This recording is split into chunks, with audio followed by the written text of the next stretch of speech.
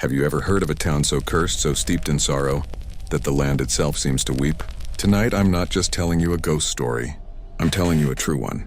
A story that comes from a place many now call one of the most haunted cities in America, St. Francisville, Louisiana. Our story centers on a plantation there, a place of stunning beauty with a history as dark as the Mississippi mud. It's called the Myrtles, and its most famous or infamous resident is a ghost named Chloe.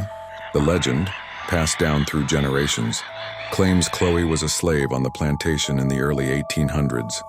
She had a habit of eavesdropping on the family's private conversations, hiding just outside the study door. One day she was caught. As punishment, the master of the house had one of her ears cut off. From that day on, Chloe wore a green turban to hide her disfigurement.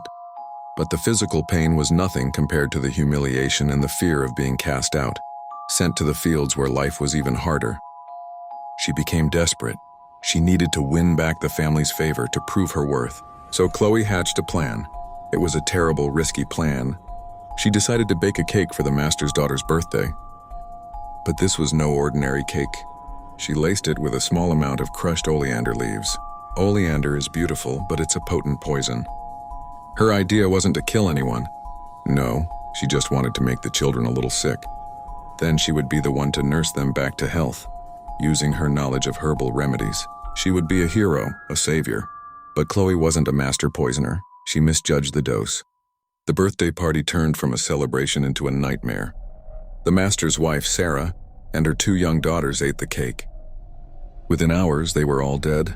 The plan had backfired in the most horrific way imaginable. The other slaves, terrified of the master's wrath falling upon all of them, took matters into their own hands.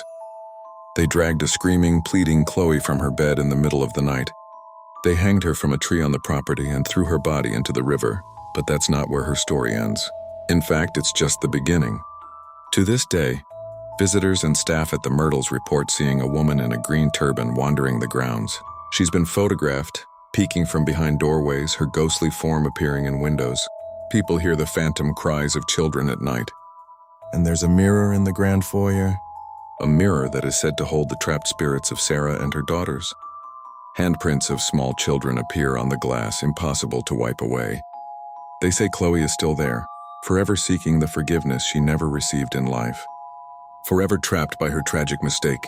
So if you ever visit St. Francisville, and you feel a sudden chill or see a flicker of green in your peripheral vision, it might just be Chloe, still trying to make things right.